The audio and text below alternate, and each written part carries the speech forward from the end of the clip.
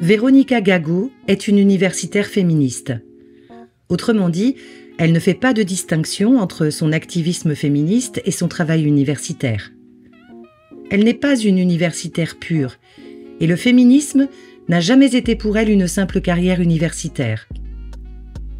En réalité, elle s'identifie davantage au féminisme qu'aux études de genre, même si ses travaux sont largement lus dans ce domaine.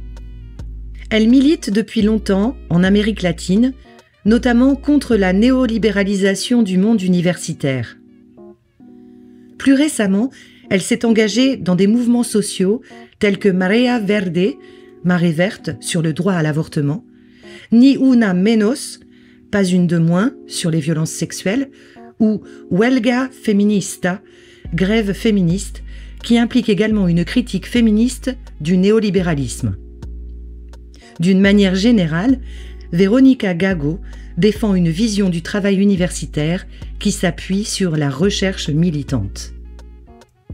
La double nature de son travail explique également pourquoi son point de départ est toujours ancré dans le contexte argentin, où elle vit, milite, enseigne et mène ses recherches.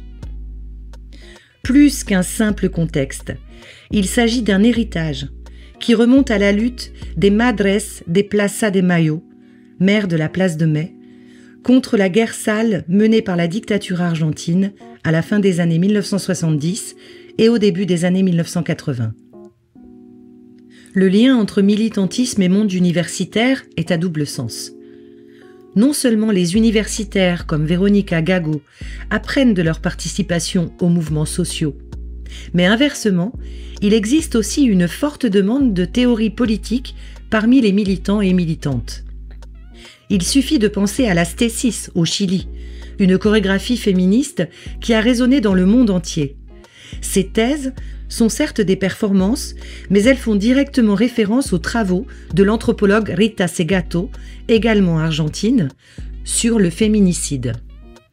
Aujourd'hui, le contexte argentin est bien sûr incarné par Javier Milei. Les travaux de Verónica Gago permettent de comprendre la généalogie de ce nouveau régime, depuis l'effondrement du gouvernement de la Rúa en 2001 jusqu'à la présidence de Mauricio Macri, en passant par le retour du péronisme avec Néstor Kirchner et Cristina Fernández. Dans les années 1970, le coup d'État d'Augusto Pinochet a fait du Chili un laboratoire néolibéral avec les Chicago Boys en charge de la politique économique du dictateur.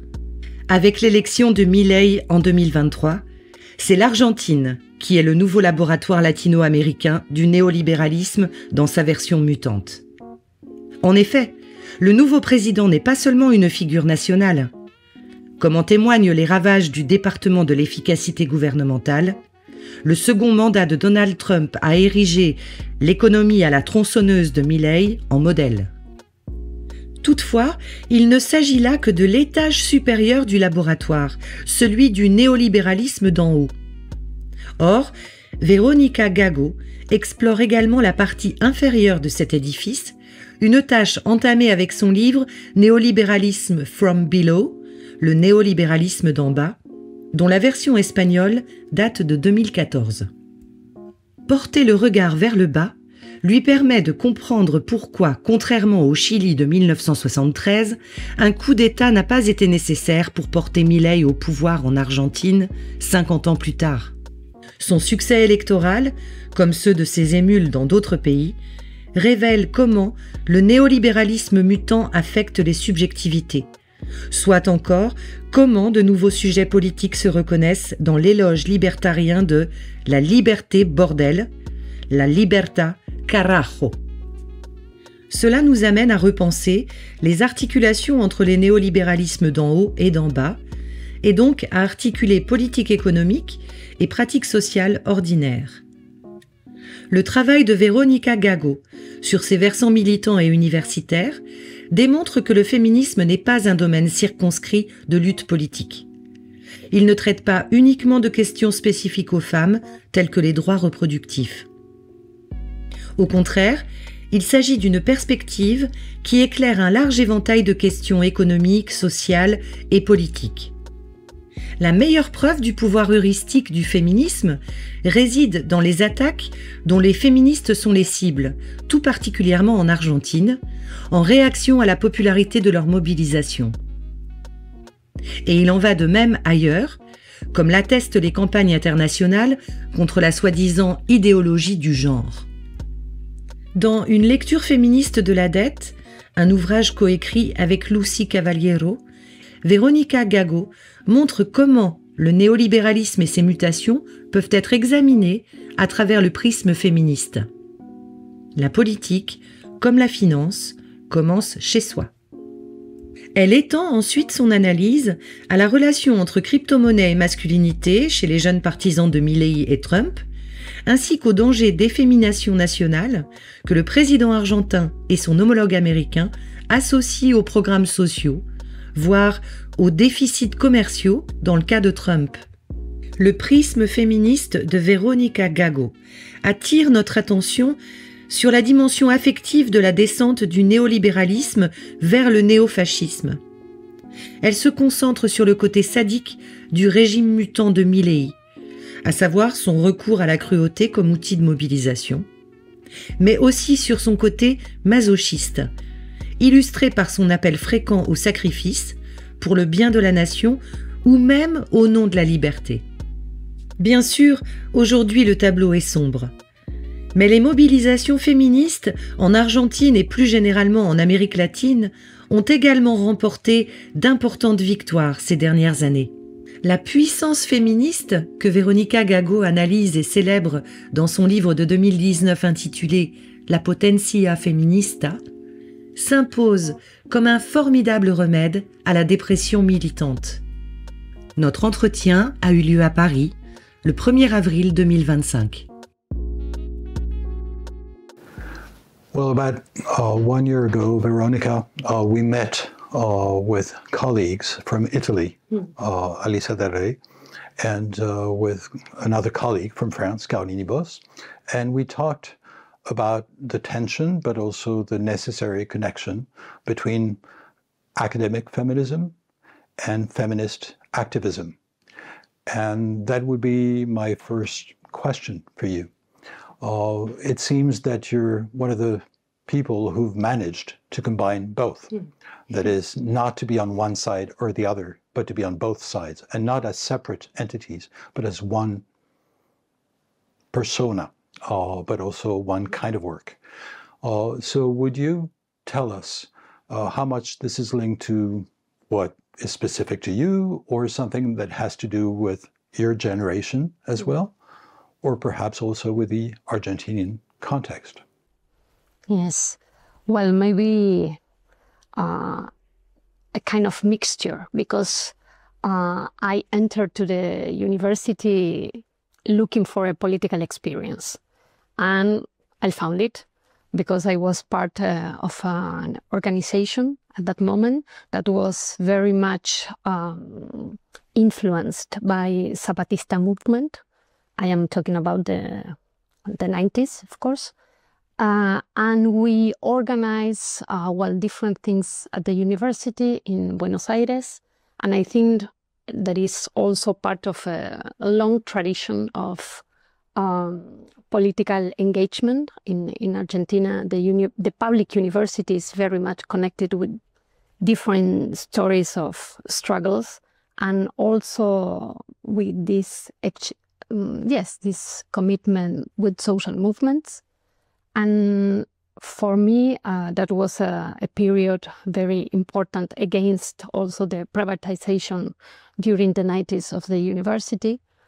And then I was part of a collective that was dedicated to militant research. We called like that. And we started to practice co-research with different collectives and different social movements. And then exploded the 2001 crisis. So for us, it was a moment of political formation, political experimentation. And I finished my degree, and I started to teach at the university with a professor who was a kind of anomaly, because he was a teacher in political science, but he was an economist, and he was a militant in the CHA, the homosexual community in Argentina, and at the same time he was doing like political economy of Spinoza in that moment. So it was also another important moment of formation, collective formation. He died of like 20 years ago because of AIDS, and he left his seminar to a group that we are still there.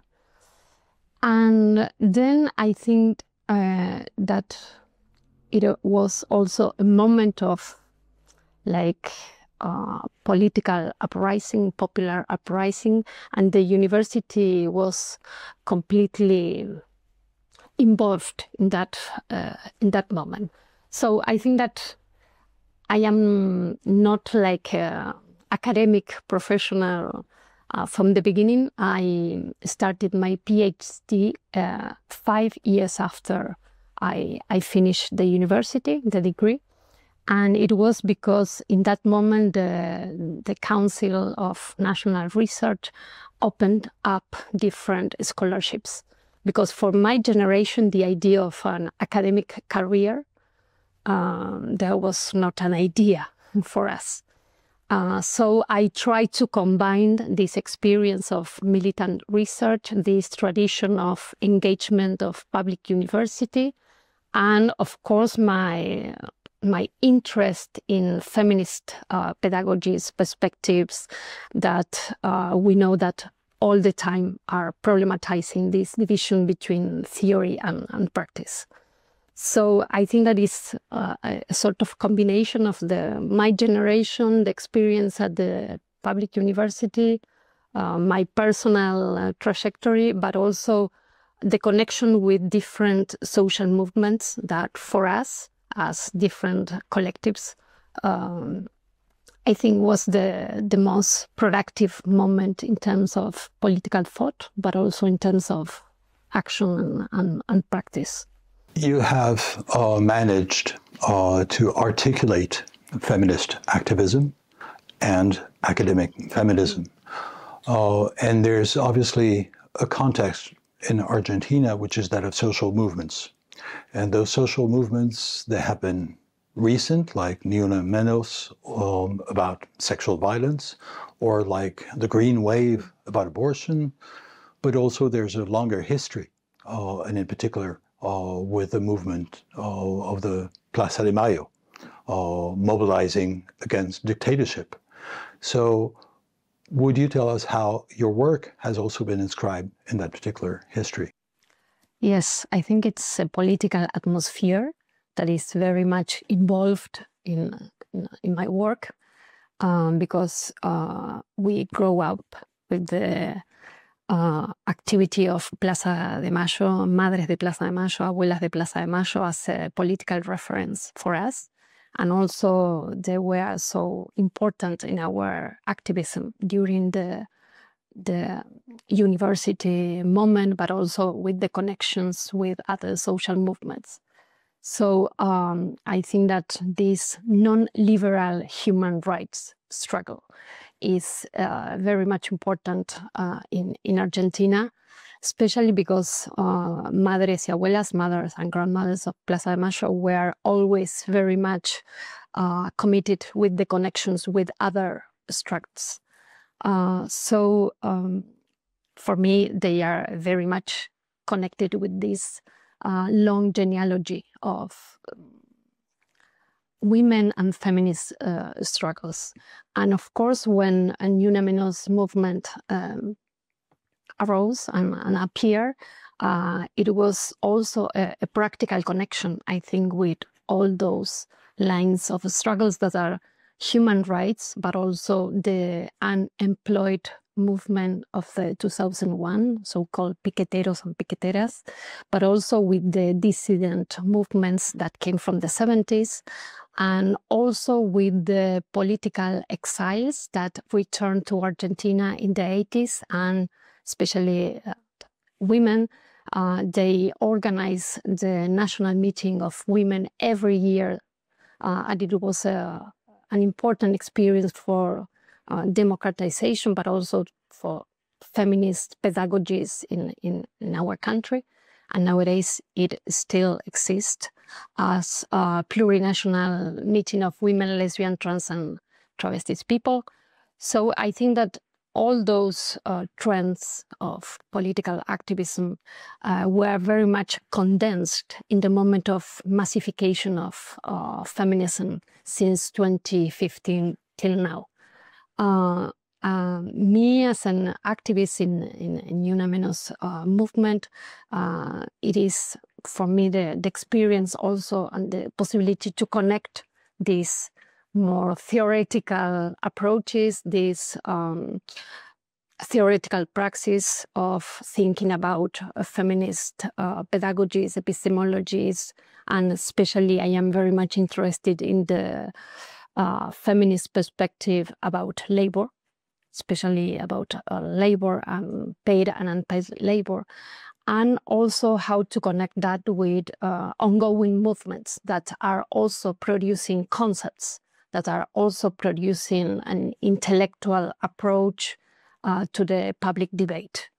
So for me, all that experience is at the same time an experience of political activism and an experience of intellectual production. And of course, it's not easy. It has a lot of different quarrels, problems, and so on. But for me, sustaining those tensions are one of the most interesting experiences in producing concepts that are very much connected with these practical challenges in everyday practice, but also in public demonstrations, but also in the dispute about the sensibilities in our society. So I think it is very special in Argentina, all those links, but at the same time, it is also, I think, a very interesting moment how those maybe national experience became transnational with the feminist movement, and also how they have resonances in Latin America, in the region, but also beyond Latin America. And I think what I am interested in think about is this political desire of theory, that came from feminist movement, the dispute about the narratives, about the language, about the intellectual production also, that is not confined to the university, that is not confined to the academia, that it is very much related with other spaces, but at the same time involved in public universities, because in Argentina the feminist struggles are very much embedded also in public universities, and it's a very interesting space, I think. So I'm going to continue with the atmosphere and the South American atmosphere, but the other side of that atmosphere. It is often said that South America has been a laboratory for the deployment of neoliberalism.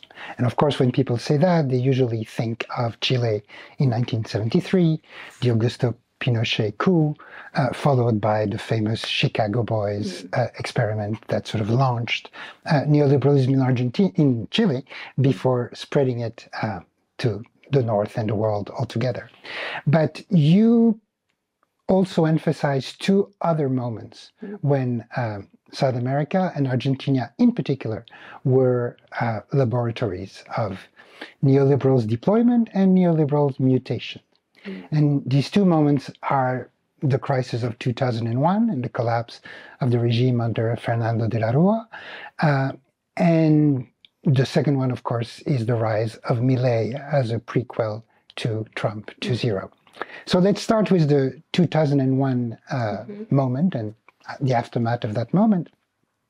which is the main subject of your book, Neoliberalism from Below, which is a book where you present this very fruitful opposition or distinction between what you call neoliberalism from above, meaning the programs, the economic rationality, the reforms of neoliberalism, but what you also, and the other side, which is neoliberalism from below, which is the way in which subjects metabolize this regime, metabolize in several senses, in actualizing it, but also resisting it. So then, hence my triple question, is that how do you think of this articulation between neoliberalism from above and neoliberalism from below, and how does the latter internalize but also resist the former?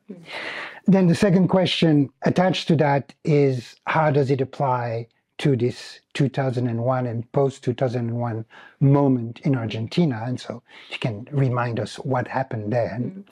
And then the last thing, because it leads to the further movement is, and further moments rather, is how this 2001 moment, which was a moment where neoliberalism from above lost its legitimacy, nonetheless allowed for the survival of neoliberalism from below.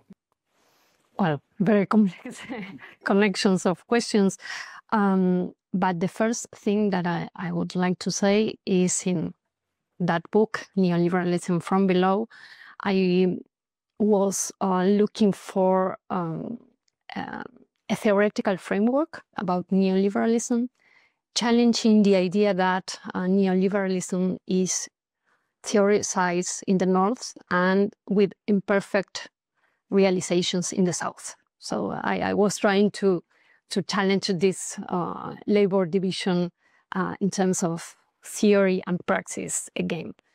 The other thing is that I was writing and researching for that book during the progressive government in Latin America in general and in Argentina in particular. So I was researching and writing about the 2001 crisis. Meanwhile, in the public narrative, the governments were saying that we were in a post-neoliberal moment. So for me, that tension was very important to portray the debate and the discussions.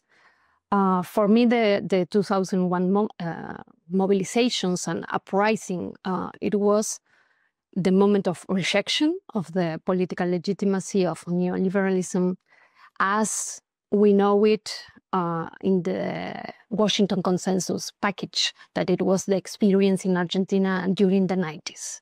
So the popular uprising was really important because it was the emergence of the unemployed movement, but also about other experiences like barter networks and the factories that were occupied by the workers, and different social and political responses against the neoliberal policies from above.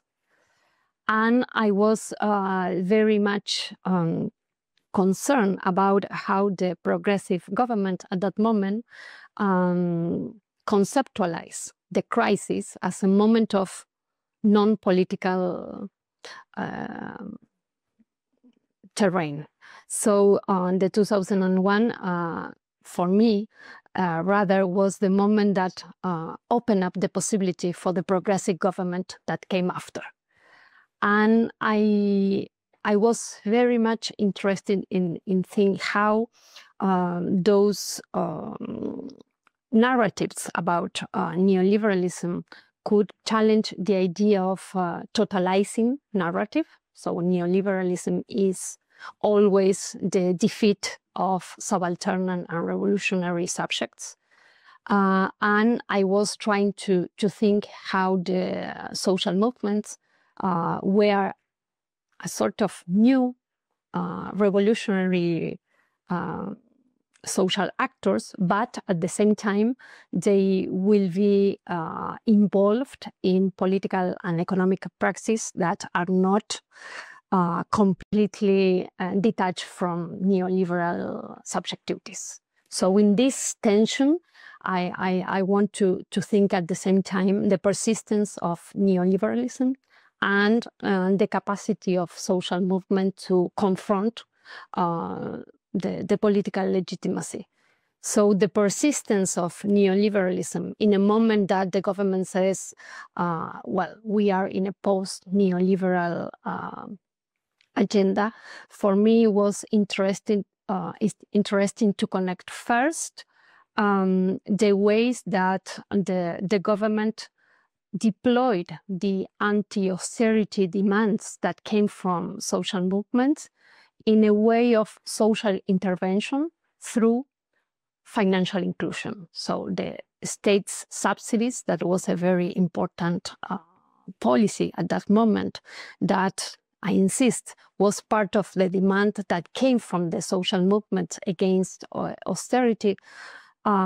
Those social subsidies were also a way to produce a compulsive bancarization of the impoverished sectors, but also a way to produce new forms of consumerism that were very important for the production of political legitimacy of the government.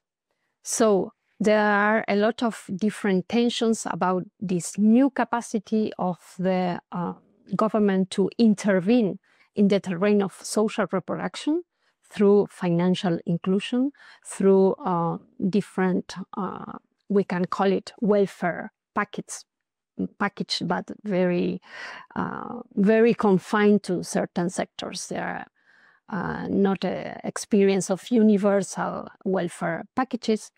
And at the same time, how all those tendencies were combined with a new neo-extractivist moment of our economy. So the connection between the insertion into the global market of countries like Argentina, selling raw materials, especially to China, for me was, well, a way to connect different things that force us to think how, on the one hand, neoliberalism was completely associated with the 90s, and at the same time, the production of neoliberal subjectivities connected with the necessity to survive in a very critical context was also the way to produce other forms of state interventionism and also to legitimize this connection with neo-extractivist rent. So it is a very complex, I think, scenario that for me was important to discuss what kind of political subjectivities where they are deploying these new forms of contestation, but also new forms of inclusion, but also new forms of individualization that appeared as in opposition with the idea of collective social movements. So we have this very contradictory elements at the same time, this individualization, this capacity of social movements to mobilize and to demand to the state, at the same time the state with a capacity to produce a new insertion into the global market, and at the same time connecting extractive rents with the capacity of state intervention. Just to go back to the first part, because you mentioned in passing, but in your book it's you really dig into that. The ambivalence of the subjectivity that emerges and that is made manifest by the movements of the early 2000s. On the one hand, a sudden rise of collective actions, as you said, the movement of the unemployed, and many others that will lead to the collapse of the regime, and sort of a big demand for radical change. But at the same time, already within that demand of radical change, you see the remnants or the internalization of a certain type of neoliberal subjectivity, a certain way of entrepreneurial aspiration from the very people who are protesting. So if you can just go back a little bit into the makeup of that kind of subjectivity, because that's the one, as you say, that will resist and subsist through the neo-developmentalist moment of the progressive government. Yes, for me it was very important this popular desire for progress, that it was not, I think, taken into account by leftist readings of the moment.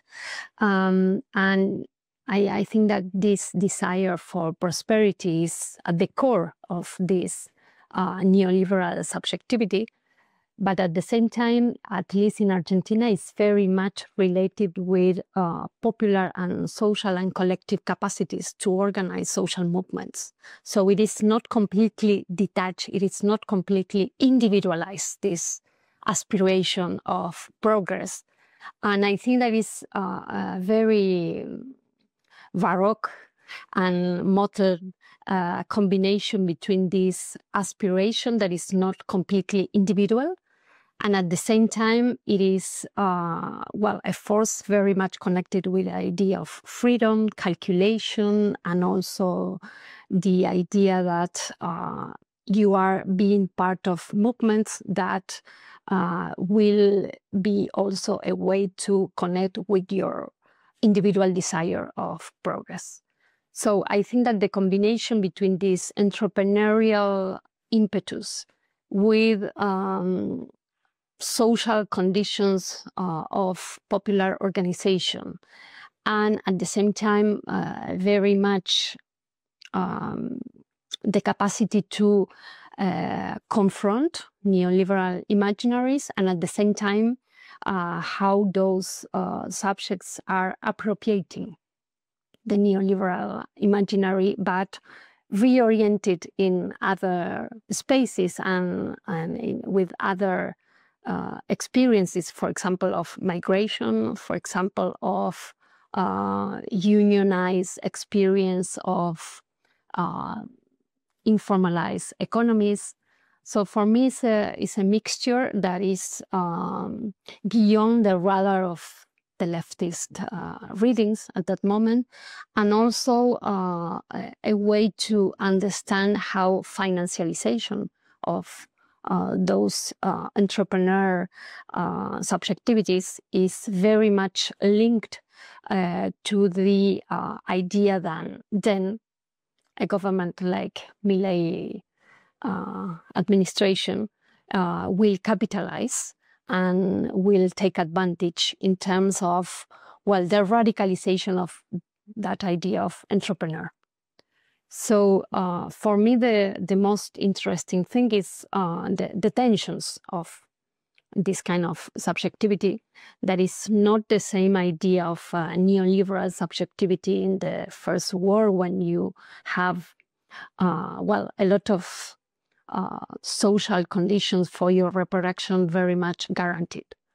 I was interested in think about this entrepreneurial impulse in conditions of dispossession, but also in conditions where you have to negotiate with the state for social subsidies, for different conditions in your everyday life. And at the same time, you have an experience of self-management, very important in the political subjectivation.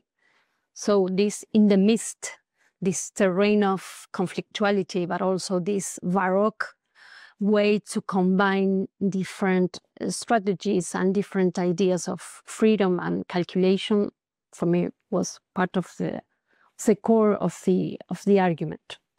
So continuing with the Baroque and the Baroque subjectivity, and wanting to push you a little further into what the long progressive era, or what you call a neo-developmentalist era, which is the era of the Peronista regime, of the Kirchner-Fernandez couple, that lasted for a long time in Argentina, was dominant for a long time.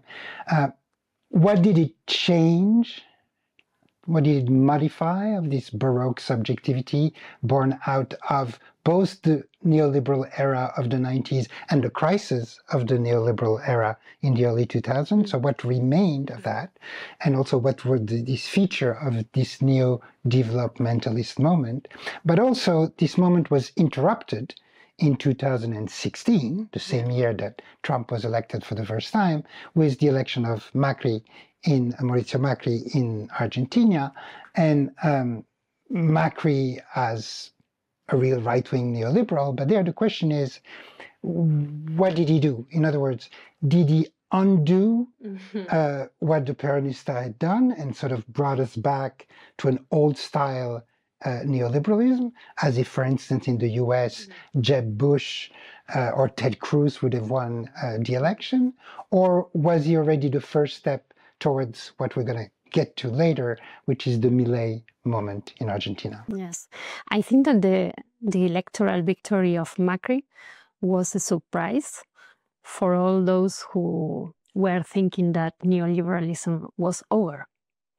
And it was, I think, also a kind of fantasy of progressive governments, because, well, this idea of neo-developmentalism, they were arguing, not only in Argentina, also in other countries, they were arguing that, about the return of the state as the opposite policies of the market.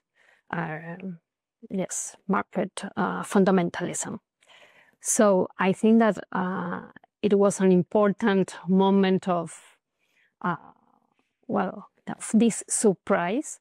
But also I think that, as you were saying in your last word, I think it was the first moment of appearance of this entrepreneurship subjectivity, detached from the speech of social rights, also detached from the idea of social inclusion as the equivalent of anti-neoliberal subjects. And I remember a very famous politician in our region. He argued in that moment, after an electoral defeat, we, talking about the progressive governments, produced the subject of our defeat.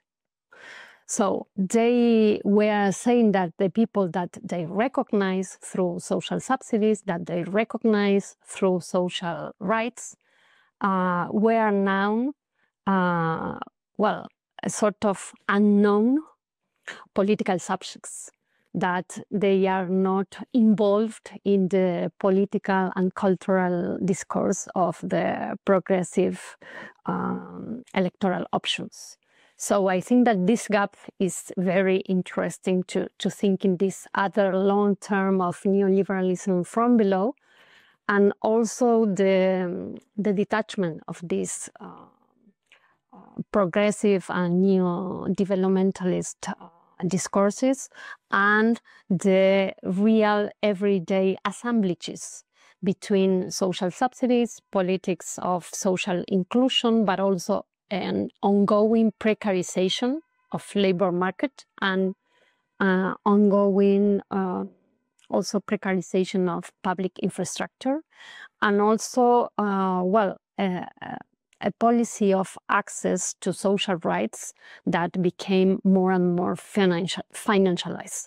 I think that the illusion of progressive governments was concentrated in the idea that financialization of social right would not produce a political subjectivity.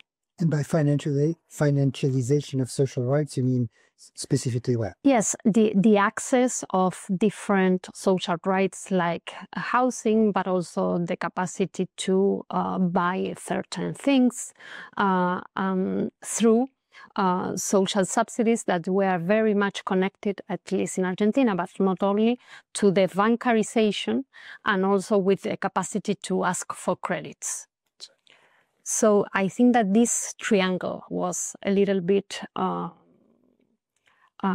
underestimated by progressive governments in this capacity to produce a political subject that at the end of the process will, yes, protagonize the defeat, the electoral defeats of those governments.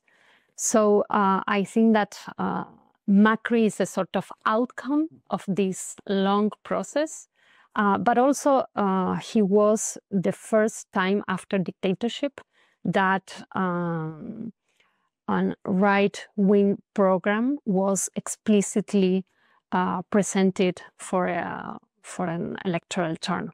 So you know that his family is very much associated with the dictatorship. They had 7 companies, I remember, before the dictatorship, and after the dictatorship, they had 47.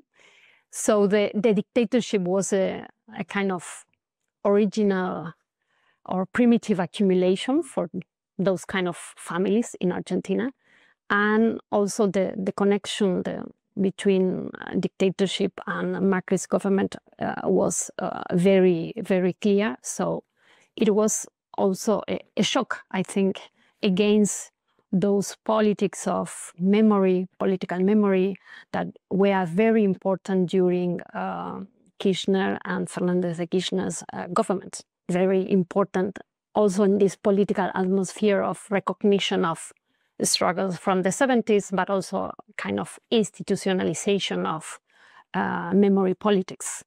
So I think that Macri was the first shock, I think, or the first public encounter with this political subjectivity formed in these neoliberal and Baroque economies that sustain everyday life for the majorities.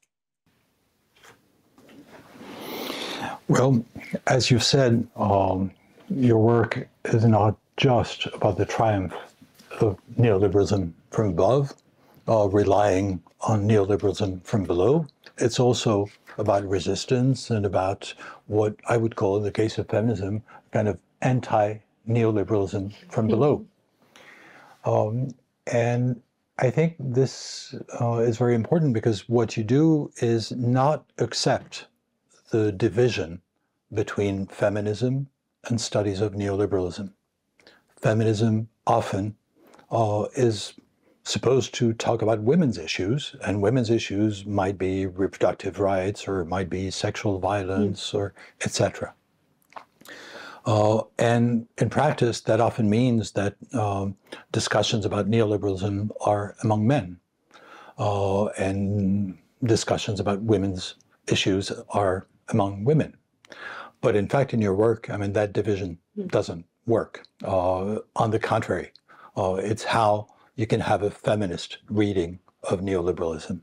And in particular, I was thinking that perhaps you could tell us about extractivism and how a revised version of this concept can be developed from a feminist standpoint. Yes, yes. Talking about this progressive moment in Latin America, I think that the other side of this capacity for state intervention was the expansion of extractivist policies. And also it was like a very important debate at that moment in Latin America. Well, this is the only kind of opportunity that the region, as Latin America, has to be part of global market. So we have the so-called counter effects, but at least at the end of the day, this is the rent that will allow us to produce social interventions, maybe public infrastructure, a little bit less, but so I think that these anti-extractivist struggles were very much, obscured during the progressive governments, because they were, they appeared as a sort of anti-progressive government critic. But I think that after the defeats of different progressive governments, and also in connection with feminist movement, this critique of extractivism was very much important, but also very much popularized, and very much take it into account also to explain this defeat of progressive governments. And for me, of course, there are a lot of experiences in Latin America of the so-called defenders of the earth, of the water, of territories that were targeted because their struggle. But also, I think that is interesting how the feminist movement is all the time trying to connect the literal extractivism against territories, raw materials, natural resources, with other kinds of extractivism. For example, financial extractivism, how debt, for example, through this financial inclusion that we were talking before, is a way of extractivism. But also real estate speculation and the prices of housing are nowadays in the framework of extractivism. So I think that is a sort of expanded notion of extractivism that is very useful, and I think it was very much pushed by feminist readings and feminist perspective, and especially feminist struggles that were able to produce a critique against progressive governments, and at the same time they were so situated in social reproduction that they could analyze the everyday impacts of neo-extractivism in a very concrete and also political way. So I think that is important, a very important element to analyze also the anti-capitalist dimension of feminism in Latin America, these struggles against extractivism. It is, I think, a very material critique of how social reproduction is very much impacted by neo-extractivism, how dispossession of territories are being deployed in ways that women are the protagonist of the suffering, of the dispossession, of the displacement. And I think it's also like the other side of this neo-developmentalism that we were talking before. And I would say that your book that is coming out in French now, and that has already been published in English and Spanish on the feminist reading of the debt, is just one more piece in this general approach, a feminist approach to neoliberalism. I think that one singularity in Argentina is that we were able to connect the issue of debt, that was a traditional issue in Argentina, but very much connected with public debt, because since the IMF is very much present in our country, but especially after the dictatorship, the public debt is a central issue also in terms of how the public debt that the dictatorship took was central in the limits of the so-called democratic transitions during the 80s in different countries of Latin America, and how the IMF was also present in the 2001 crisis, and how the IMF returned to Argentina with Macri's government. So we have there a line of public debt, but I think that the singularity of the feminist movement in Argentina is the connection between public debt and household debt. And I think that was part of a conceptual analysis, but also a political work that was able to translate into political slogans. For example, we want ourselves alive, free, and debt-free, trying to connect the economic autonomy with the idea of sexist violence, for example. So for me, this way to analyze household debt in connection with social reproduction, in connection with popular economies, in connection also with this very ambivalent subjectivity that we were talking before about neoliberalism from below, and how debt in social reproduction is reorganizing the terrain of social reproduction.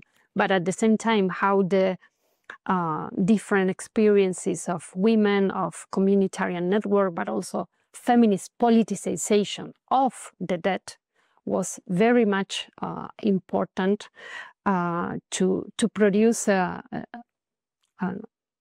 political and economic critique of austerity, but also to trace the connection with the moment of financial inclusion in the previous years.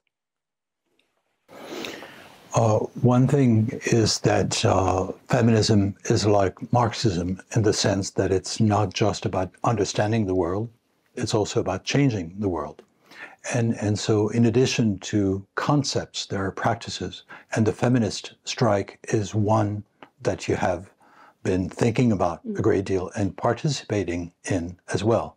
So would you tell us about this technology of change that is used by feminism? Very old technology. No, I think that the strike, in terms of feminist strike, that we had that experience in Argentina since 2016, and then as an international experience since 2017, I think, every March 8 organizing this feminist strike in different countries at the same time.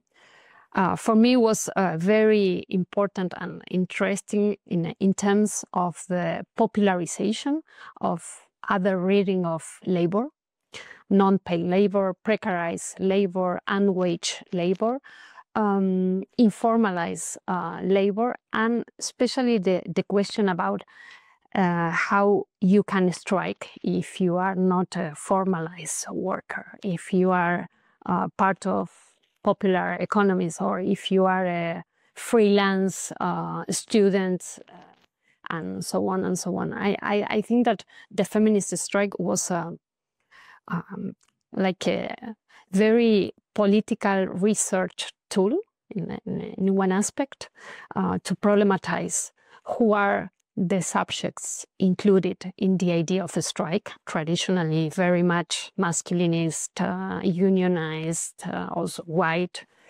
And on the other hand, how it was a concrete experience of political articulation with unions, cooperatives, social movements in a feminist dynamic. So I think this is also very, very important, because it's at the same time, as you were saying, a very practical experience of political articulation and a conceptualization that is, framing this idea of feminist strike. And in particular, for me, was very important to conceptualize about that, because I was at the same time inside the organizational process and very much committed with these discussions about labor from a feminist point of view, and also continuing these debates about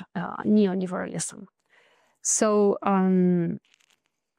I think that is not a coincidence that the well, the greatest and the more massive moments of the feminist movement was during Macri's government.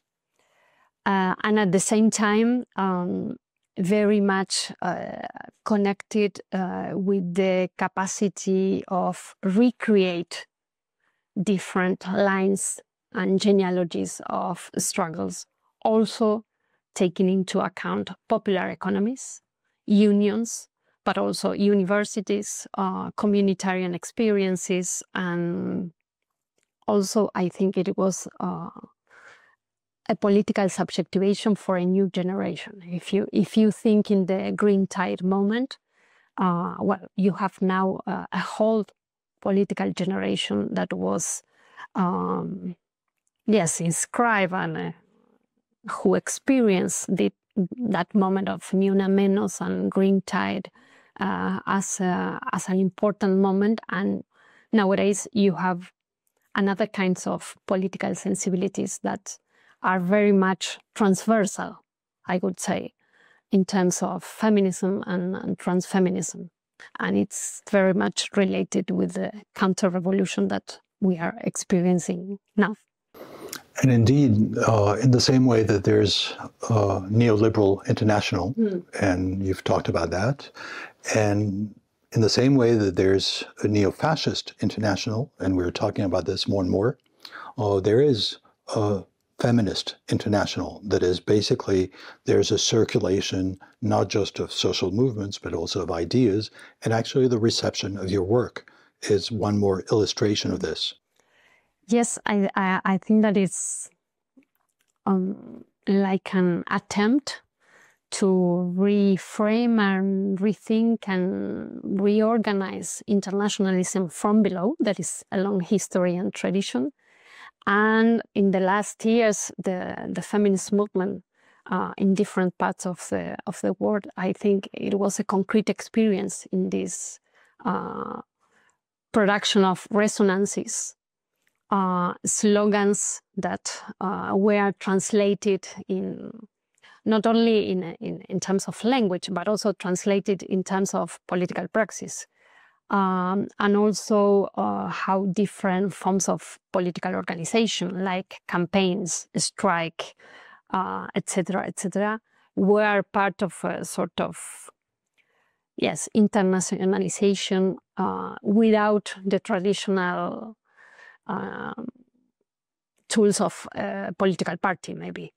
And I think it is also very much related with this capacity to confront sexist violence in connection with neoliberal violence. And I think that how you translate that connection in each context, it is an exercise of political translation. So it is not the same how it is connected, neoliberal violence, racist violence, institutional violence, and sexist violence maybe in Argentina and here in France.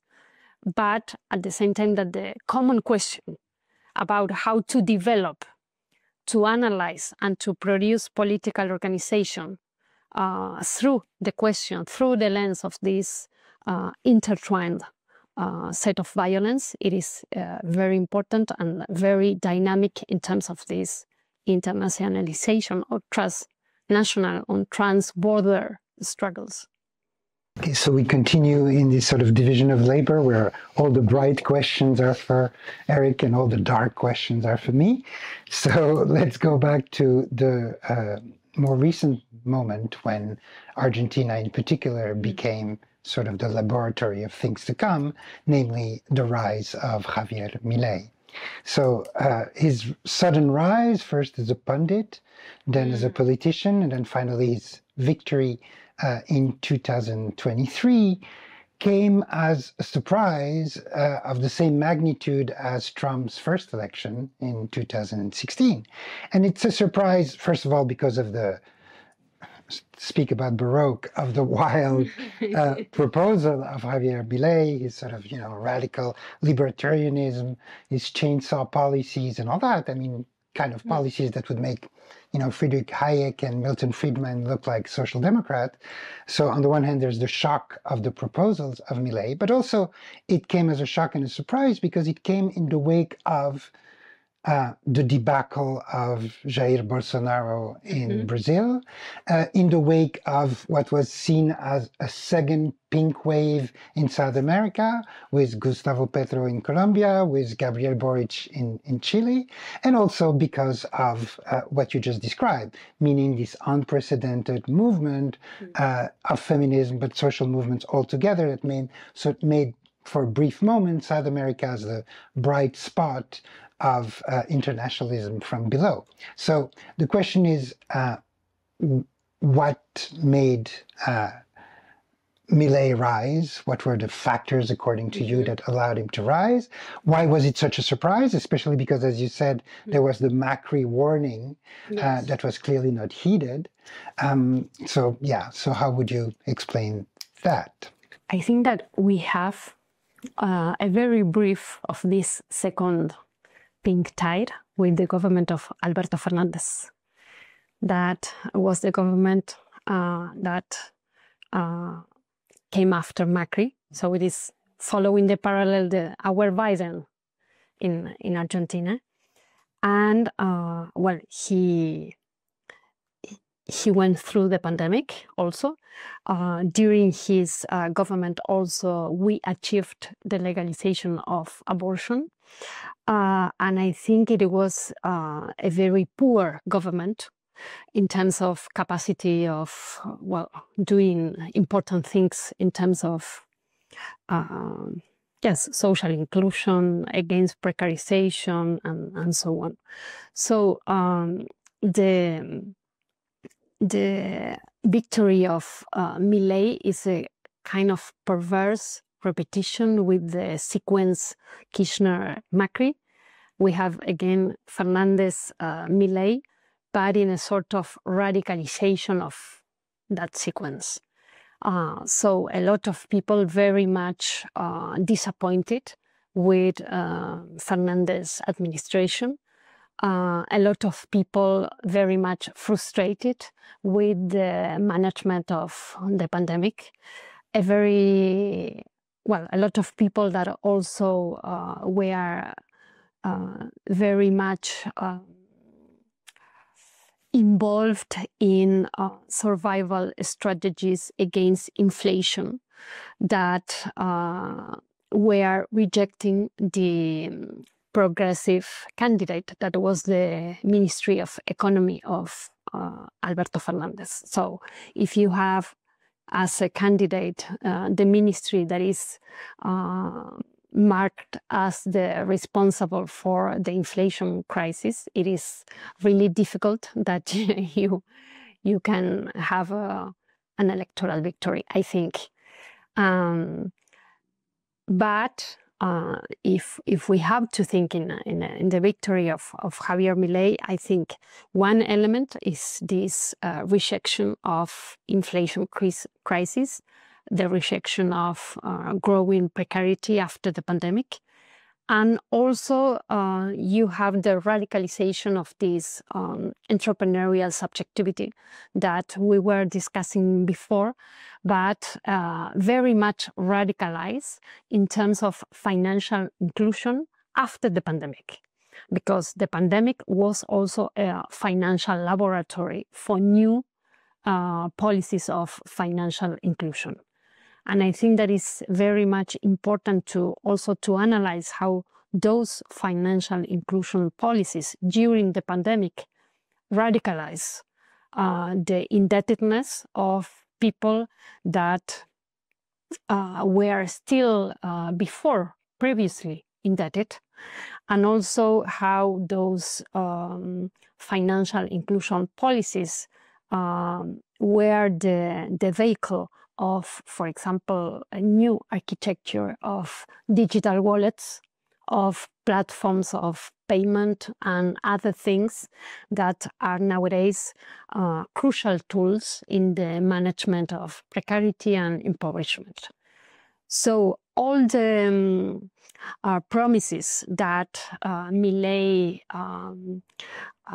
developed during the campaign about, for example, dollarization, against inflation, about abolishing the central bank, about, or against social rights as a form of privileges for the non-entrepreneurial subjects, I think that were very effective as a sort of, critique of the weakness of the previous government, but also connected with the long-term process that came from the 2001 crisis. It is not a coincidence that when he won, he repeated the slogan of the 2001 crisis that was "Que se vayan todos, everyone must go."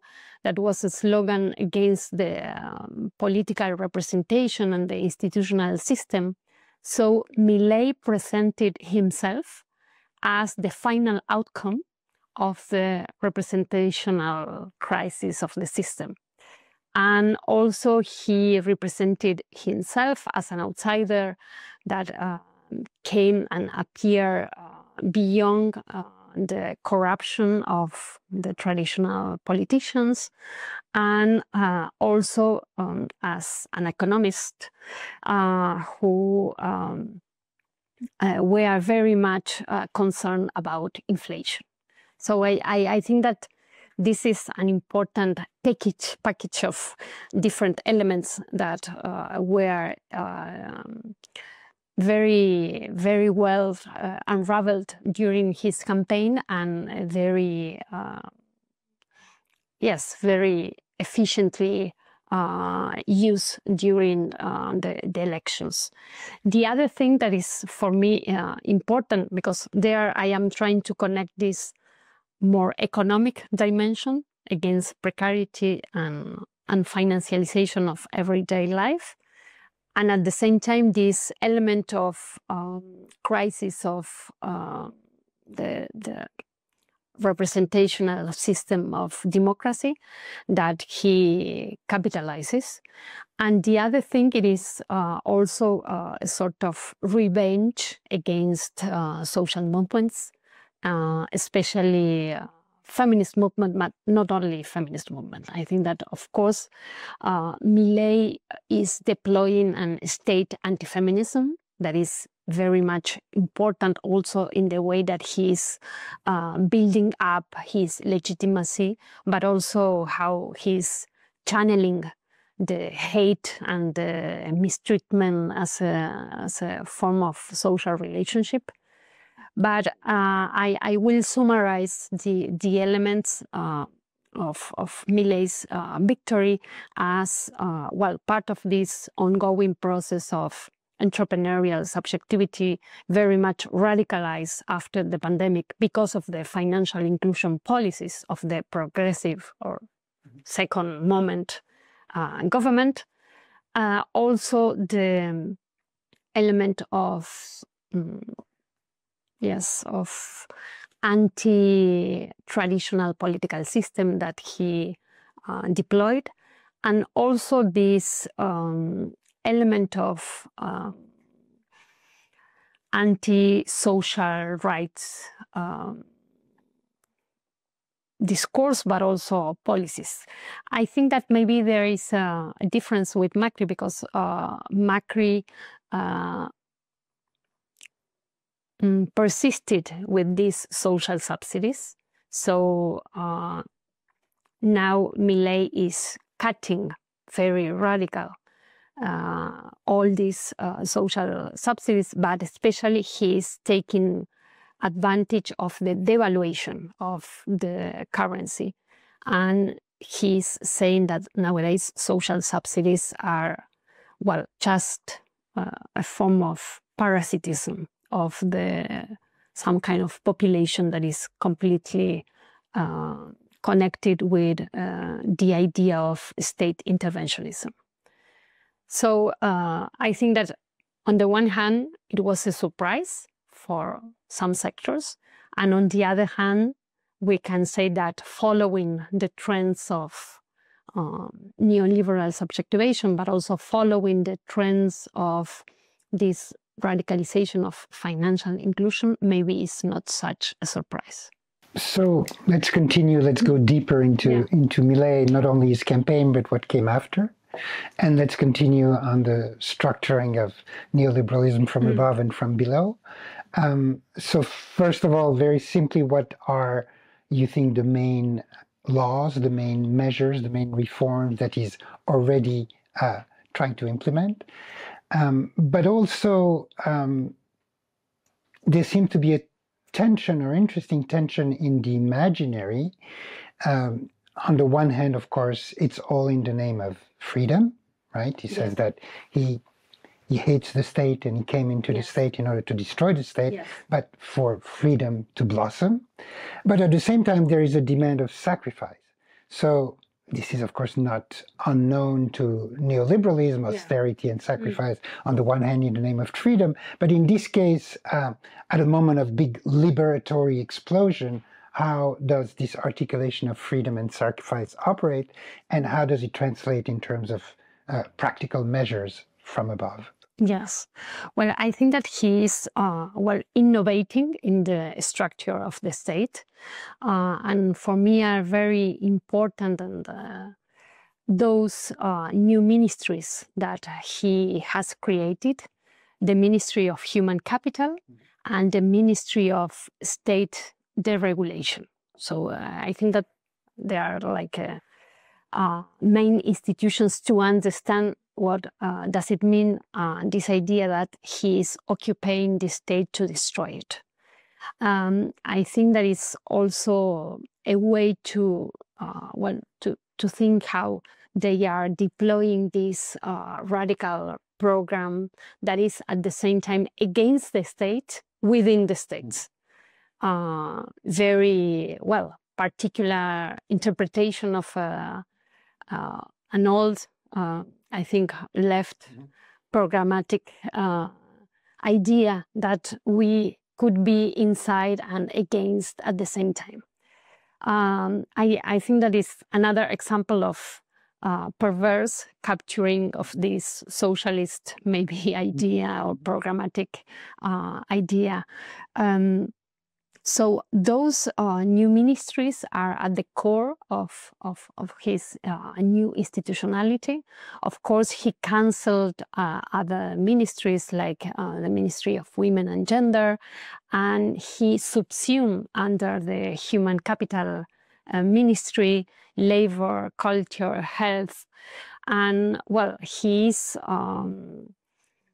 also targeting public workers as the new parasites. So the delays of that his administration are producing are really, I think, we have no experience of this this way of dismantling the state, not even in the 90s, I think.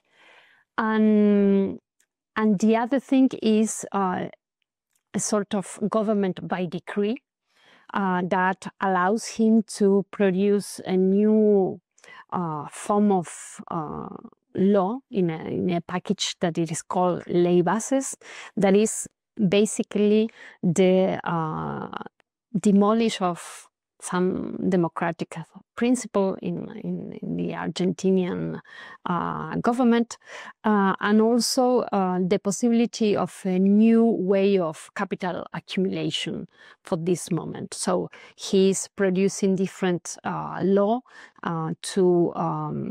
for initiatives of investment without paying taxes, for example, for foreign companies, but also he's allowing the displacement of indigenous populations, and also, he's reorganizing the whole system of, I think, of investment in Argentina, trying to attract this platform investment, this idea of neo-extractivist resources for artificial intelligence companies, and the the icon of Elon Musk as the ideal entrepreneurship that finally is able to capture the state. So he's all the time trying to emulate these ideas, but at the same time, he's very proud that Elon Musk said that he's copying and emulating Millei's policies. So I think that the dismantling of the state, but also the production of these new institutions in the states are very impressive. The second one is this new regime of investment that is very much concentrated in a new moment of neo-extractivism in Argentina. And also all these forms of government by decree that at the same time are the forefront of other forms of negotiations, because nowadays Milei has the support of the other political forces.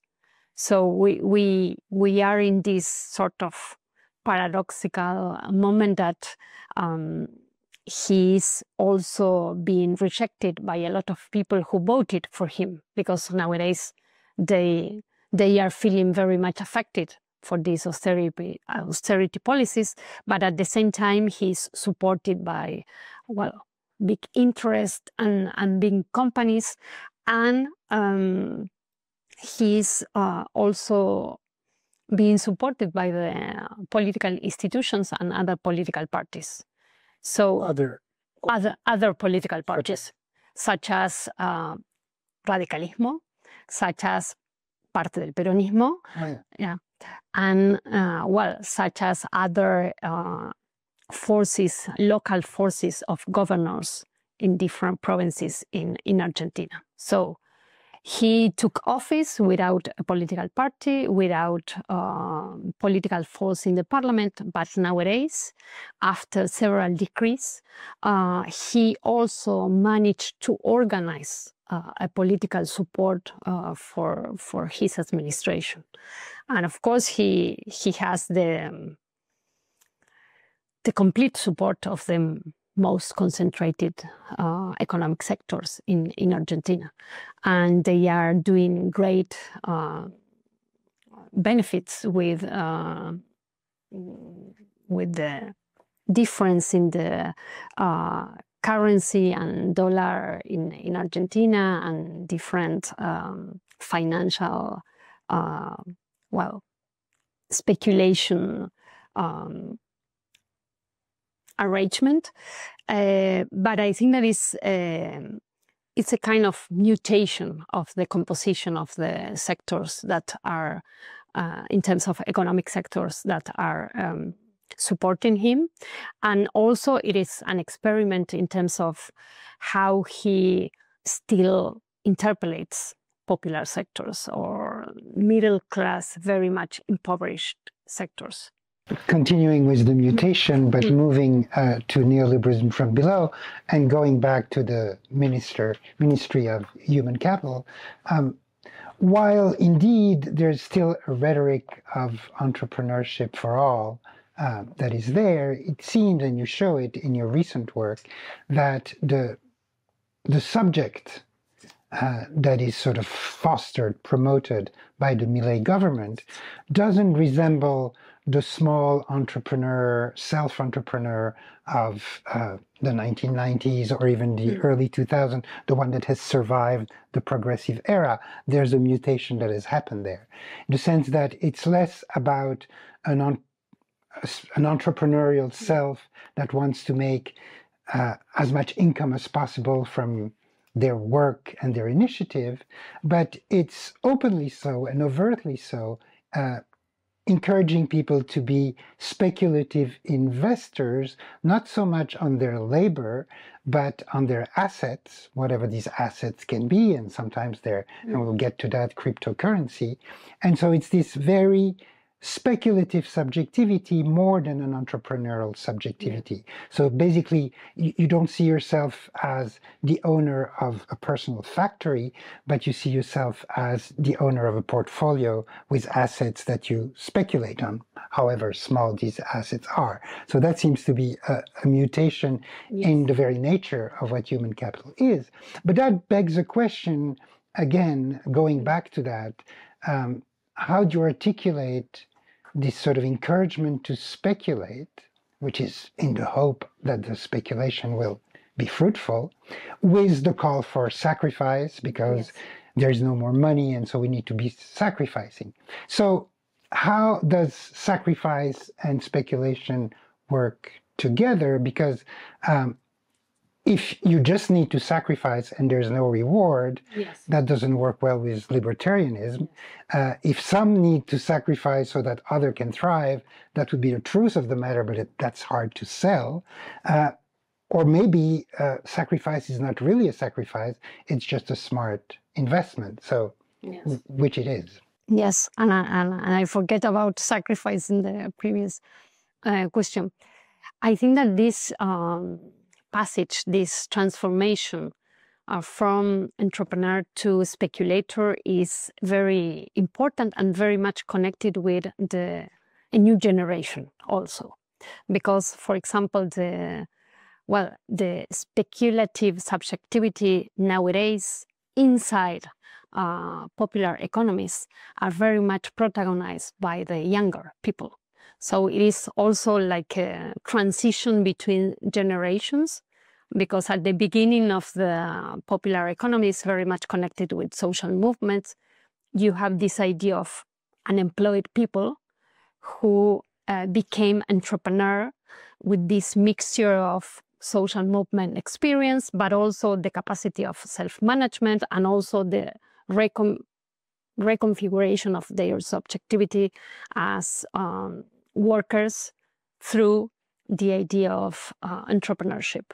And now you have a whole generation that does not have this experience as workers. Maybe they have the experience of entrepreneur of their families and they want to go beyond it. And the idea of go beyond this entrepreneurship, very precarious, it is that of the speculation that is, I think, more abstract or more disconnected even with the idea of worker. So I think that is also a radicalization to go beyond the notion of a worker, that we can say that the entrepreneur maybe still it is attached about with some idea of work.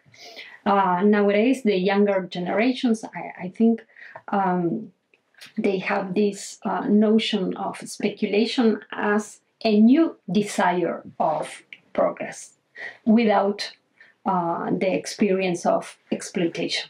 So I think that the subjectivation is in this line, how to avoid the moment of exploitation in a labor market that we already know that is completely precarized and violent.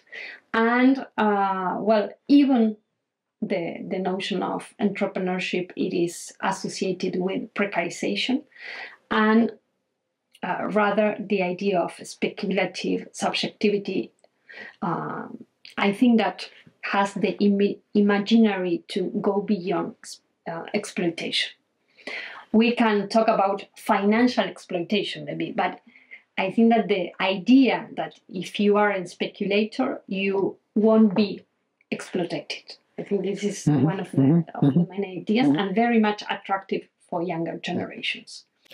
So continuing with sacrifice, but on a different level, you show in your recent work that cruelty is really essential to Millet's art of government.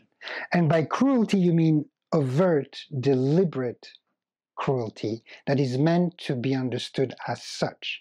So it's not the old neoliberal tough love, pull yourself by your own bootstraps, you should be responsible. It's really about aiming at certain groups, certain communities, and having his base enjoy the cruelty that he deploys, right? So there again, connecting that with sacrifice, this art of providing sadistic pleasure is something that Millet and Trump certainly have in common. That's probably why Millet is Trump's favorite president, as he says.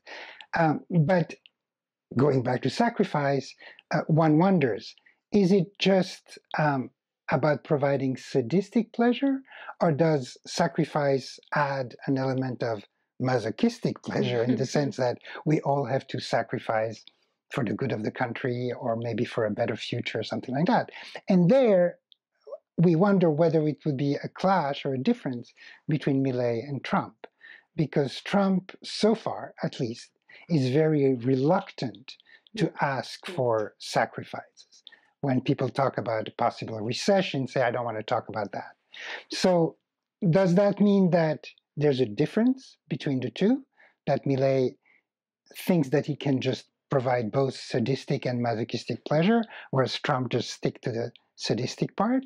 Or is it just that Millet is ahead of the curve, meaning that he already knows that sacrifice will be necessary and he prepares the crowd for that, whereas Trump has not gone that far yet? Actually, I would add a footnote to Michelle's question. Could it be that the difference between cruelty and sacrifice is that sacrifice is for oneself and cruelty is against others?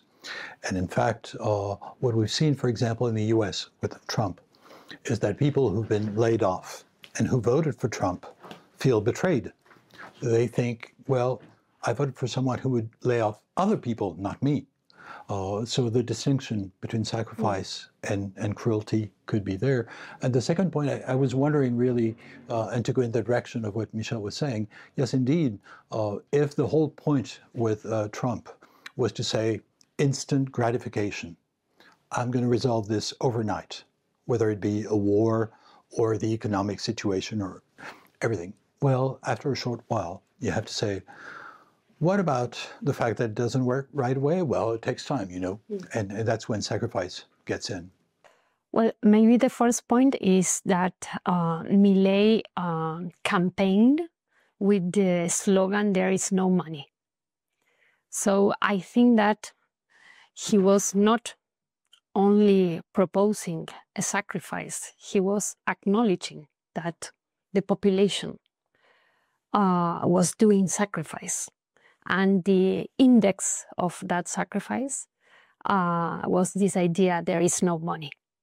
So I think that one point that he was very clever during the campaign, but also after, is to recognize this ongoing sacrificial everyday economy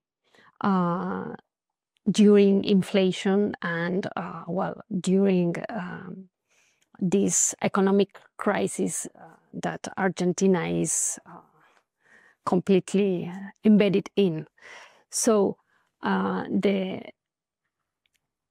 way that he very explicitly talked about there is no money as a recognition of sacrifice, I think it is the first point. And the second one is this connection between sacrifice and a future reward that you were also saying before, because I think that he puts the horizon of dollarization as the moment of future reward. So you are sacrificing your economy right now, you are taking debt, you are speculating, but at the end of the day, we will arrive to a dollarized economy. So he's also very clever in that point, because against heterodox economists, he's saying, well, the Argentinian economy is already dollarized in very important segments.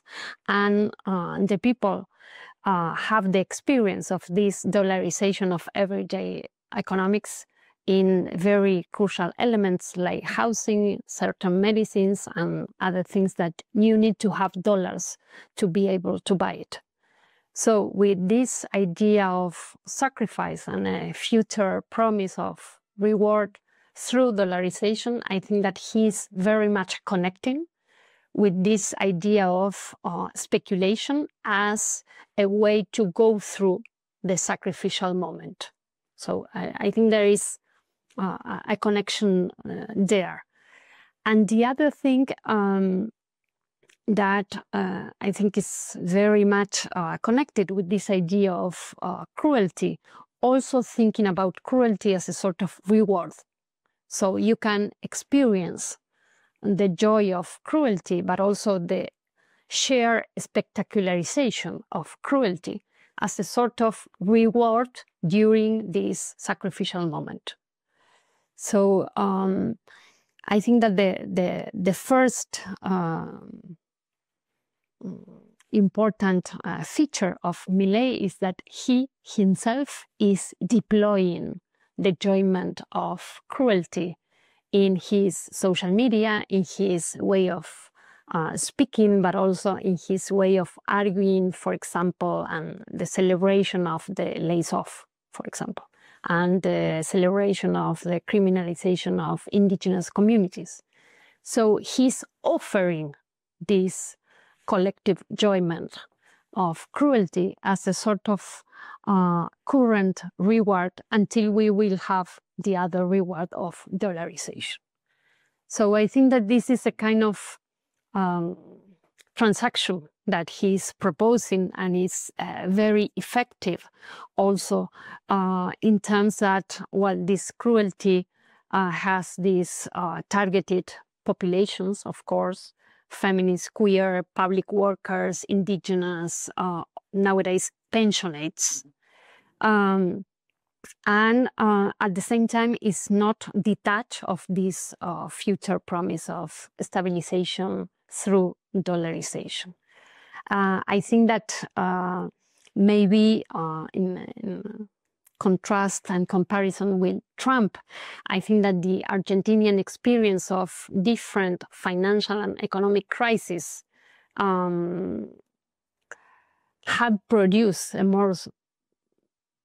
kind of intimacy with this idea of sacrifice. And I don't know if the American society is so used to be through this kind of financial crisis. In Argentina, is part of this popular subjectivation that we were talking before. So I think that this intimacy with economic crisis also is part of this common language of sacrifice. And at the same time, he's also proposing himself as a sort of rescuer. He will rescue us from inflation, but at the same time, I think it is, well, a transversal code of social relationship nowadays. This combination between cruelty, sacrifice, but also speculation, as we were saying before. And with the global scam that Millet protagonized with the Libra meme coin, I think that he's projecting this idea of speculation, sacrifice in a global landscape, but also demonstrating that you can speculate and you can also be mistaken, and there is no problem. And I think that several analysts in Argentina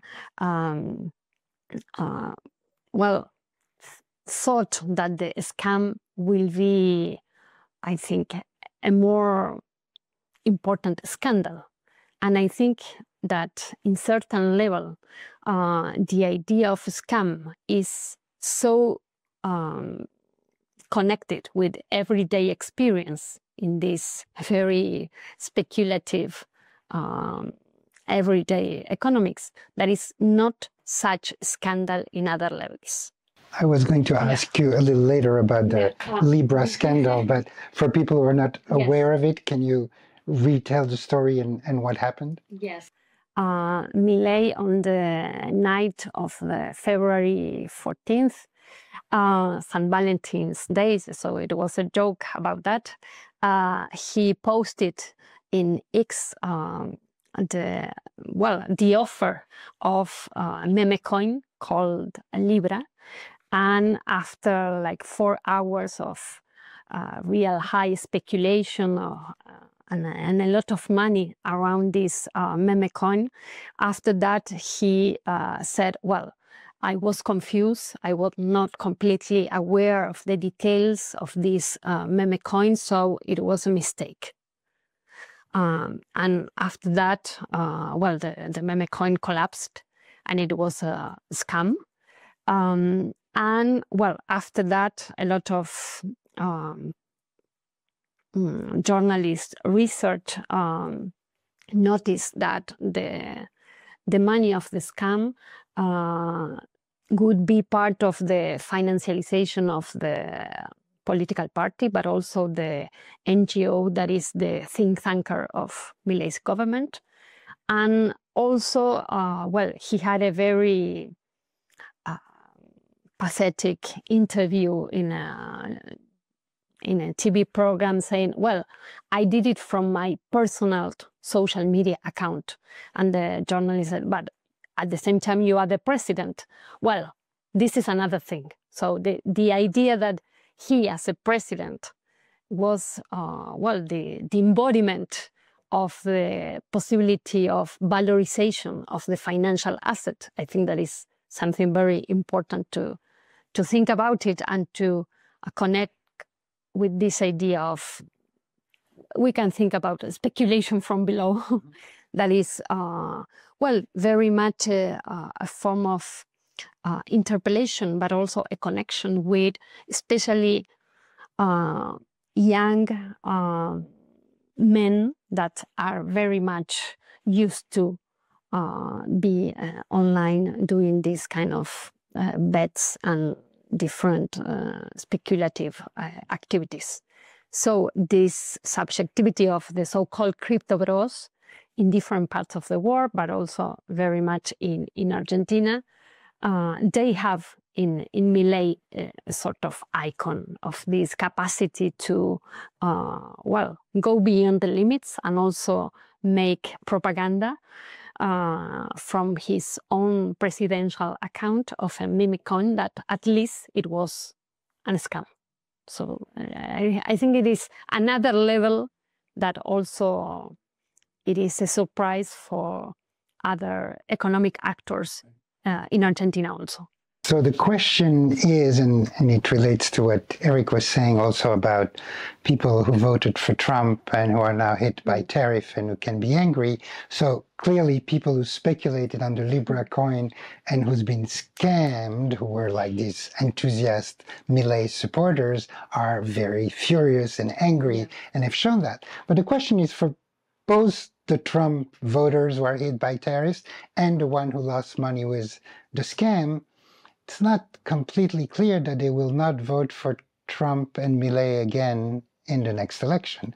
So there's something pretty deep about the construction of that subjectivity, speculative in the case of Milei. Completely. I think that is more the identification rather than the frustration with, with their figures, I think. And of course, they are reclaiming Milei that maybe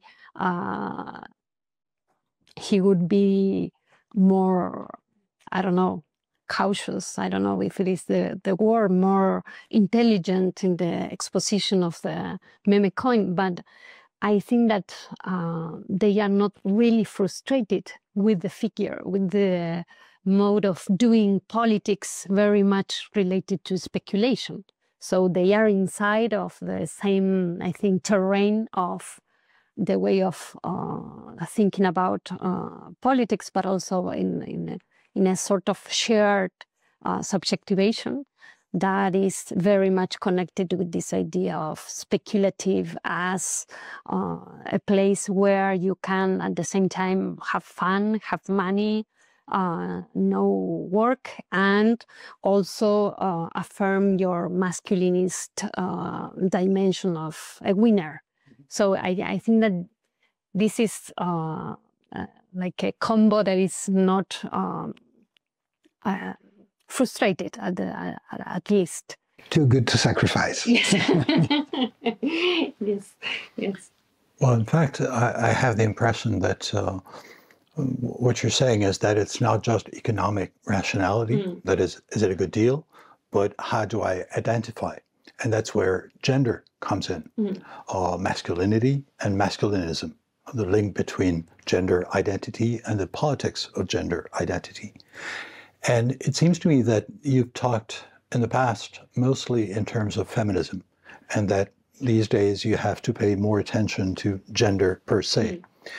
And in particular, I was thinking of the fact that we live in a context of anti-gender campaigns. And of course, Millet is part of that, but it's an international movement.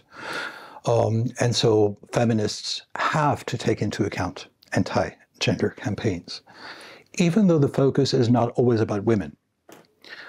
But of course, the accusation is that feminism is part of the problem, and feminists are guilty. It's their fault. And sometimes we hear that on the side of progressives as well.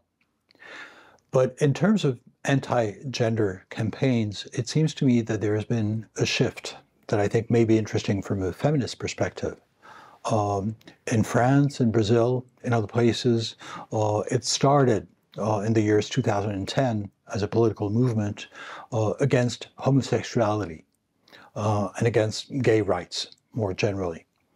But there has been a shift in the recent period, and Millet can illustrate that. It's really about transphobia. The epidemic of transphobia has been international, and it has worked very well. And that's where precisely it gets to be about gender, not just about sexuality. So I was wondering how much feminism is affected by that. That is, how to understand this shift and what to make of it. Yes, I think that is very much important because the feminist movement is a trans feminist movement. So the trans people are very much in the feminist movement. And I think that Argentina. Yeah, in Argentina.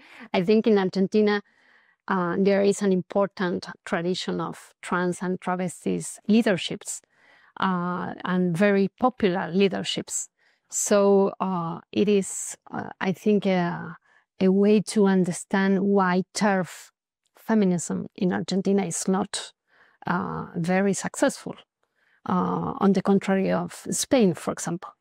So I think that this element, it is important because with a lot of contradictions, but for example, you had in Argentina in 2021, during the pandemic, the approval of a trans job quota, for example, by the parliament. And I think it is really unique in terms of, well, during the pandemic, this kind of legislation. And I think that is very much connected with this experience of France protagonism in the feminist movement, but also more broadly in the Argentinian history in the last 40 years at least. At the same time, they are, of course, the more targeted population, because Millet is also all the time unraveling a global script. So, for example, his interventions in Economic Forum of Davos against homosexuality as pedophilia and transgender population are very much in connection with the global far-right programs, but at the same time he's trying to radicalize, I think, because he came from a country that was very much well known because of the massiveness of the feminist movement. So I think that this is also part of his radicalization. And of course, I was mentioning before this notion of state anti-feminism that Millet is deploying, because I think it is a way how he's putting this battle against genders as, well, part of this cruelty that we were talking before, and the production of populations that could be sacrificed. Again, we came back to sacrifice. So through genders, he's highlighting, marking populations, and also trying to expand and spread this hate as a social bond. And we had the experience of a lot of different attacks in different neighborhoods and different provinces in Argentina against lesbians, but also against feminists and against well, queer people in general, that are very much celebrated by Milei himself. So I think it's a crucial element how he is organizing a lot of his speech around gender issues. And also it was amazing how this year after his speech at Davos, the response was a huge queer, anti-fascist, anti-racist demonstration against his statements. And well, I think that is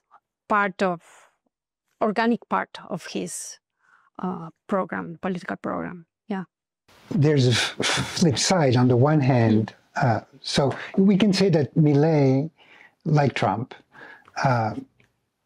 one of their main calling mission from the beginning is the redemption of masculinity as an asset. Masculinity that they deem depreciated by feminism, but also by the nanny welfare state, deficit spending, and so forth. And so the idea is to redeem it, okay, to reappreciate it again. But it raises two questions. The first question is, what are the policies that are going to redeem masculinity? So of course, crushing feminist movement is part of it, but on the positive side, what do you do for men? And so with Trump, it was about reshoring industrial jobs for men, but now it seems to be more about meme coins and crypto. So what are the Milei policies for the redemption of masculinity on the one hand? And then the other question is, what does a world where masculinity is great again look for women? I mean, what is their spot in it? Because after all, it's very true for Trump, probably less for Milei, but still, some women vote for them. So what do they see in that project that is for them? And then more deeply, what does a world where masculinity is great again look like?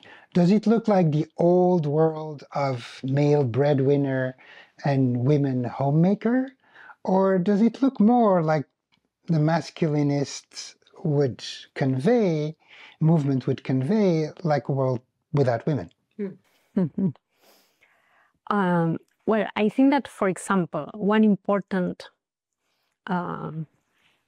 situation that I can describe is this obsession of Milei's government against sexual education at the schools. And they are trying, but this is something that is a project that came from Macri, but now they are deeply committed with that, to change sexual education for financial education. So I think there is a really important issue of how they are thinking about this dispute of younger generations, but also the ideological dispute at the public educational institutions, and how they are trying to say, well, maybe sexual education is the thing that finally deprives you as men to be, well, valorized. So now with financial education, you will become an asset as a masculinist subjectivity that is very much connected with this idea of speculation. So I think that this is a very clear project that they are deploying, and very much connected also with a project about educational institutions on the one side. About the other, yes, I think that they are not promising you will have a salary, you will have a family, etc., etc.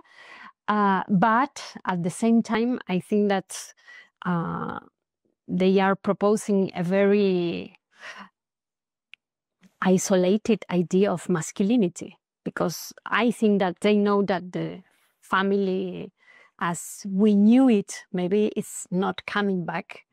And I don't know if the young men want this kind of family, but they are promising just sort of domination of women, not a family ideal or family imagination. I think that is pure domination.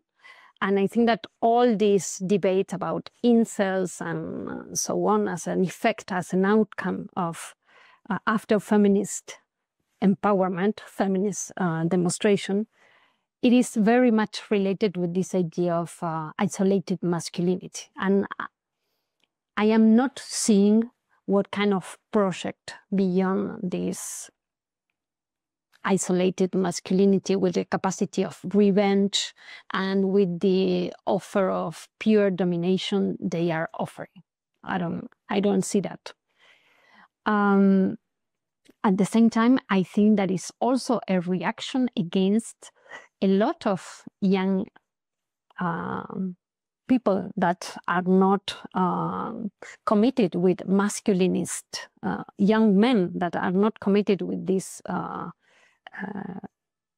forms of living masculinity in a very patriarchal sense. So they are also losing a lot of men, although we have this gap in elections between genders, but at the same time, I think that, for example, nowadays in the last years, the feminist demonstrations are more and more composed by young men that are in a completely transformative subjectivation, I think. And they were part of different moments of feminist debate and so on. So I have no clear idea of what is the offer that they are doing beyond this idea of isolation and speculation. Well, it reminds me of a tweet by Elon Musk that actually you passed on to me, showing a sex act, which seems to come from a porn movie, and you have the naked man with a woman, and he's not watching her, he's watching the screen with a speech by Millet on economics.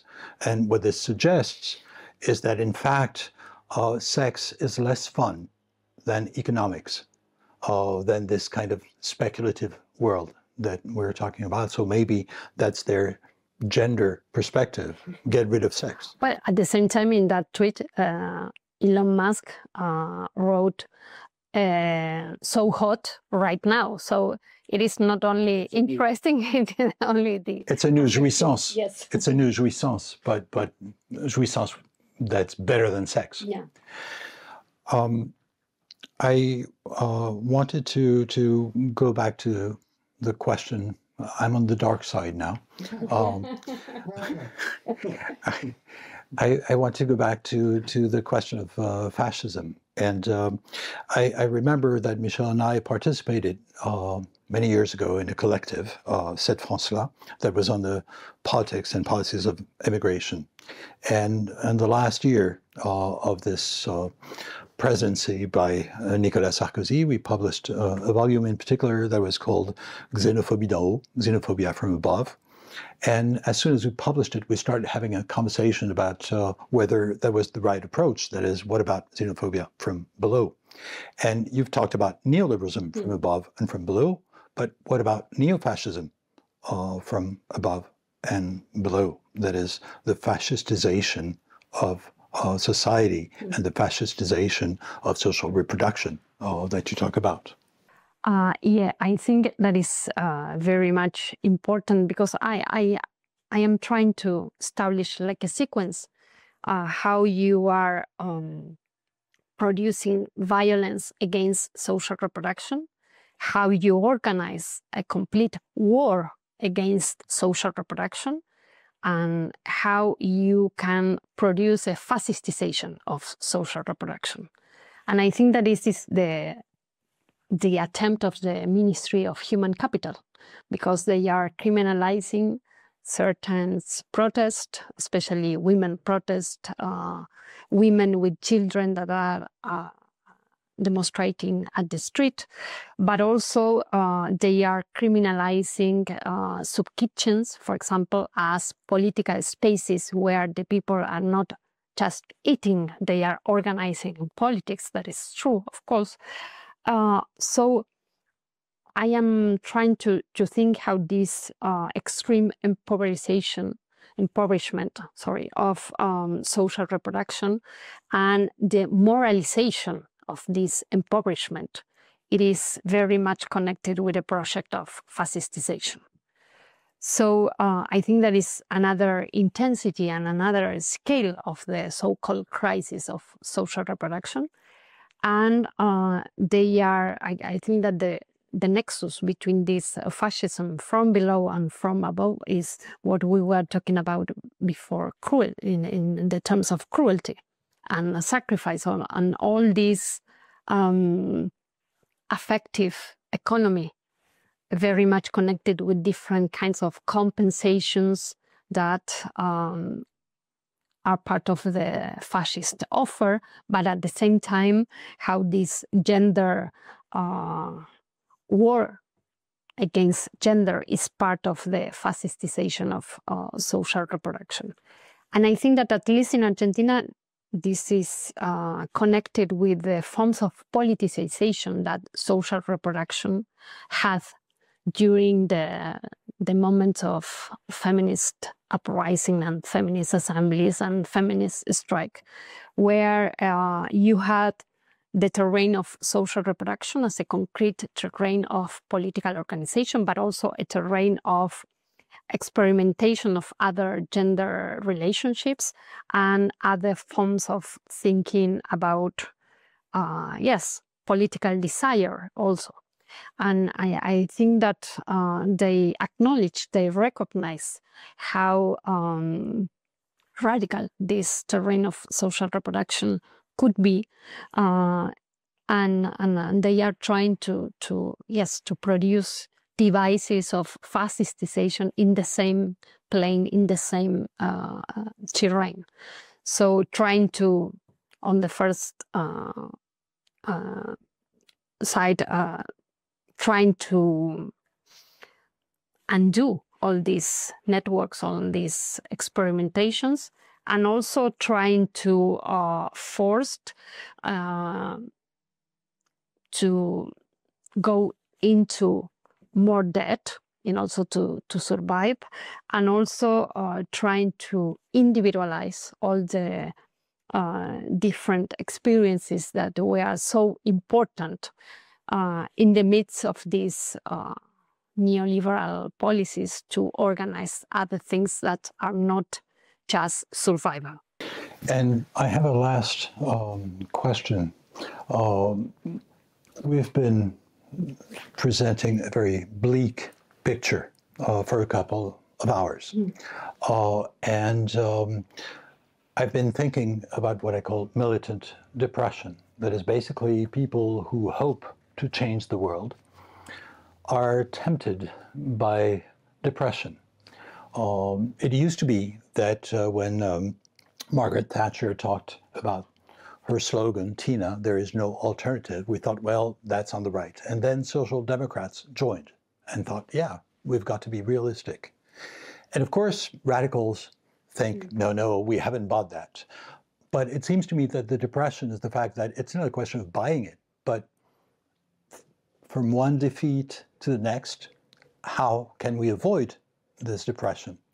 At the same time, we must avoid it because it's the ultimate ruse of reason, of neoliberal reason. That is basically, if we're depressed, we're not going to fight, and that helps this regime.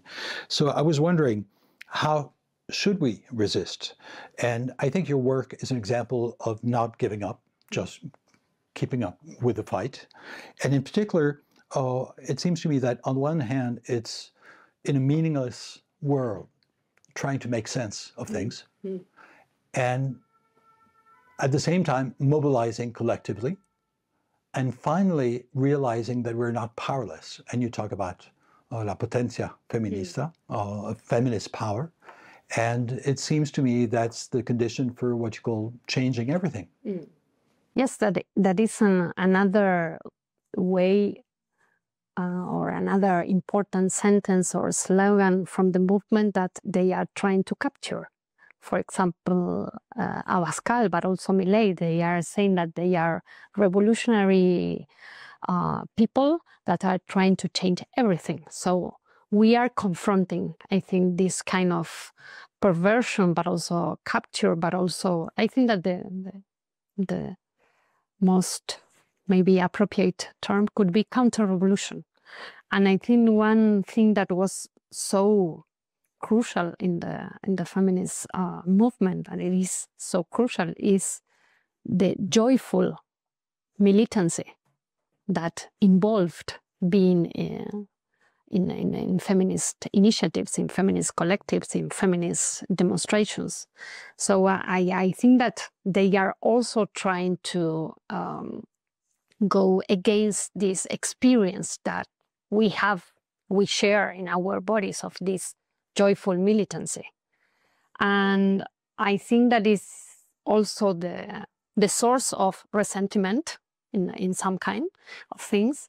And also, I think that when I was talking before about the war against social reproduction, I am referring also as a war against the conditions of social reproduction of the struggles.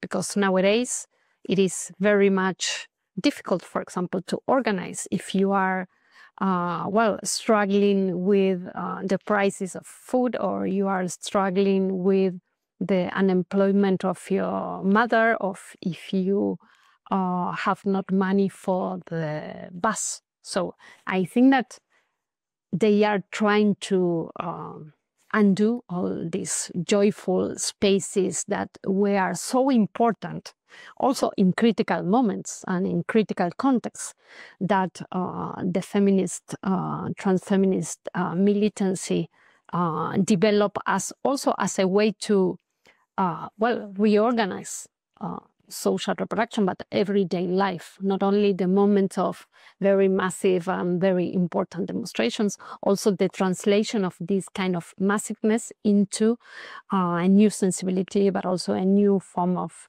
experimenting, affective bonds, but also housing as a feminist issue and feminist problematic, and also how to relate the pensionates' struggles with feminist struggles. I think that there are a lot of collective intelligence about how to produce this joyful militancy in very critical context. And I think that fascism is, trying to completely ruin that, and to cancel that, and to stop that. I think that nowadays, of course, this conceptualization of the counter-revolution is very important.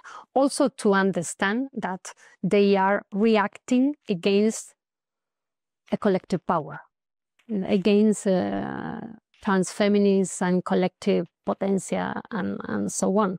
So I think this is important also, and you mentioned before, because it's something that maybe some progressive or some leftist analysis or approaches are not recognizing, or they are recognizing as guilty. So the feminist movement is guilty of the far-right radicalization, or the feminist movement was talking about non-important issues, but nowadays the right wing is talking about class, and it is the subject that matters. So I think that it is important, yes, to put this sort of political vocabulary about counter-revolution, to also recuperate the idea that they are reacting against our collective capacity, and also how to, yes, produce at least different situations where you can rebuild this capacity of organizing everyday life, social reproduction, and after that, the capacity to mobilize in a broader sense from below and from, yes, our experience, I think. So depression is not an option. No. And it's not inevitable. It's not inevitable. I don't know if it is not an option, but I think it is an option. Look at all the lovely people.